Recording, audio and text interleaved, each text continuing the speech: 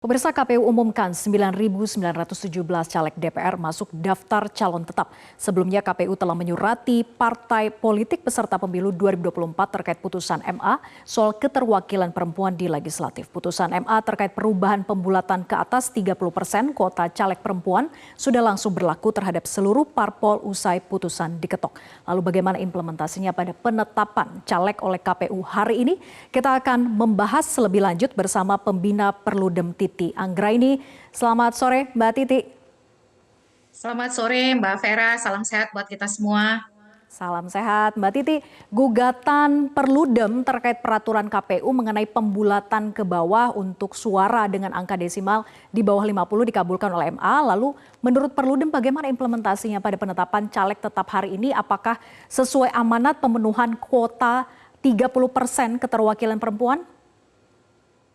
Ya, pertama Mbak Vera, berbeda dengan putusan Mahkamah Konstitusi nomor 90, di mana KPU langsung menindaklanjuti dengan perubahan peraturan KPU. Untuk putusan Mahkamah Agung ini, KPU tidak melakukan perubahan peraturan KPU tentang pencalonan, yaitu peraturan KPU nomor 10 2023, itu posisinya. KPU hanya mengirimkan surat kepada partai-partai politik untuk memedomani putusan Mahkamah Agung nomor 24P garis miring HUM garis miring 2023. Nah, selain itu juga ada pernyataan di media dari Ketua KPU yang menyebut karena tidak ada ketentuan sanksi maka diserahkan sepenuhnya pada kepatuhan dan ketaatan partai politik. Ini agak berbanding terbalik dengan dua Ya. pemilu sebelumnya di mana KPU 2014 dan 2019 itu tegas sekali kalau daftar bakal caleg tidak memuat paling sedikit 30% keterwakilan perempuan, maka partai politik tersebut didiskualifikasi dari kepesertaan pemilu di dapil yang bersangkutan. Jadi di dapil yang tidak memenuhi keterwakilan perempuan. Nah, kalau berdasarkan tadi press conference yang dilakukan oleh Ketua KPU itu menyebut data keterwakilan perempuan nasional, Mbak Vera. Ya. Jadi secara keseluruhan itu ada 37,13% ya kalau saya tidak salah. Nah, itu 37,13% itu adalah data nasional begitu, bukan data per daerah pemilihan. Hmm. Sementara perintah pasal 245 Undang-Undang Pemilu dan juga putusan Mahkamah Agung serta pasal 8 ayat 1 huruf C Peraturan KPU nomor 10 tahun 2023 tentang pencalonan mengatur bahwa daftar bakal calon itu memuat keterwakilan perempuan paling sedikit 30% di setiap daerah pemilihan. Jadi Hmm. statusnya di setiap daerah pemilihan. Tadi juga cukup disayangkan ketika ada rekan-rekan jurnalis bertanya kepada Ketua KPU soal pemenuhan keterwakilan perempuan per Ya. daerah pemilihan ya. Jadi di setiap daerah pemilihan apakah sudah semua memenuhi atau belum? Ketua KPU tidak menjawab dan hanya menyebutkan bahwa data rata-rata nasional itu di atas 30%, yaitu 37,13%. Nah, Hmm. ini yang kita tunggu Mbak Vera besok Ya. karena KPU akan mengumumkan secara resmi DCT, DPR, DPD, DPRD Provinsi, DPRD Kabupaten Kota itu besok. Kalau Oke. kemudian besok kita temui ada Hmm. dapil-dapil yang tidak memuat keterwakilan perempuan paling sedikit 30%, maka hal itu jelas merupakan pelanggaran administratif karena tidak sesuai dengan pasal 8 ayat 1 huruf C Peraturan KPU nomor 10 tahun Ya. 2023 Hmm. juga tidak sejalan dengan pasal 245 Undang-Undang Pemilu Hmm. serta putusan Mahkamah Agung. Begitu Mbak Ya. Vera. Oke, kita tunggu besok bagaimana pengumuman resminya dari KPU begitu ya, berapa jumlah pastinya dari masing-masing dapil, apakah sesuai dengan aturan 30%, karena tadi secara nasional memang 37% begitu ya. Tapi artinya ada kekhawatiran dari Perludem bahwa tidak sesuai dengan aturan, masing-masing dapil memenuhi kuota 30%. Dengan cara KPU yang hanya menyurati saja, apakah memang dugaannya bahwa tidak maksimal partai politik mengikuti aturan jumlah keterwakilan perempuan ini jadinya, Mbak Titi? Ya, karena begini Mbak Vera, ini kan surat edaran itu berbeda dengan peraturan KPU ya. Jadi Ya. kalau peraturan KPU itu memang masuk dalam tata urutan peraturan perundang-undangan. Jenis hierarkinya itu jelas karena dia melaksanakan undang-undang.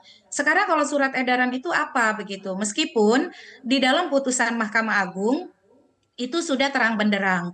Jadi pengaturan KPU itu dibatalkan yang mengurangi jumlah keterwakilan perempuan, pembulatan ke bawah itu sudah dibatalkan dan memang mestinya partai politik patuh. Tetapi kan kepatuhan itu menimbulkan juga ruang atau celah partai Hmm, politik bisa menghindar karena mengatakan lah peraturan KPU-nya tidak diubah. Sementara misalnya soal pencalonan pilpres saja begitu ya, itu kan jadi perdebatan luar biasa. Kalau ya. saya melihat memang ada itikat kurang baik dari KPU untuk Hmm, mau memenuhi dan melaksanakan putusan Mahkamah Agung.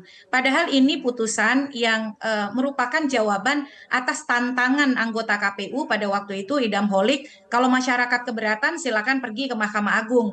Nah ini kan masyarakatnya sudah menempuh prosedur hukum ke ya. Mahkamah Agung dikabulkan, tetapi jalannya juga masih berliku. Nah untuk DPR saja Mbak Vera sebagai ilustrasi, tadi kan DCT-nya ada 9.917 ya Ya. dari 18 partai politik. Nah, ini adalah data untuk total 84 daerah pemilihan. Kalau kita mengikuti putusan Mahkamah Agung, mestinya pada 84 daerah pemilihan itu, setiap partai politik yang ada 18 itu untuk pemilu DPR, semua calonnya itu memuat keterwakilan perempuan paling sedikit 30%. Nah, kalau Hmm, kita perhatikan yang menjadi krusial itu karena KPU sempat memperkenalkan mengintrodusir rumus yang melemahkan keterwakilan perempuan, maka ada dapil-dapil atau jumlah caleg yang potensial itu kurang dari 30%, yaitu kalau jumlah caleg yang diajukan itu 4, baik. 7, 8, dan Hmm, 11. Karena dia akan mengurangi jumlah 30% keterwakilan baik. perempuan. Saya kira mari Hmm, kita cek di setiap dapil kita, karena dapil kita kan berbeda-beda ya.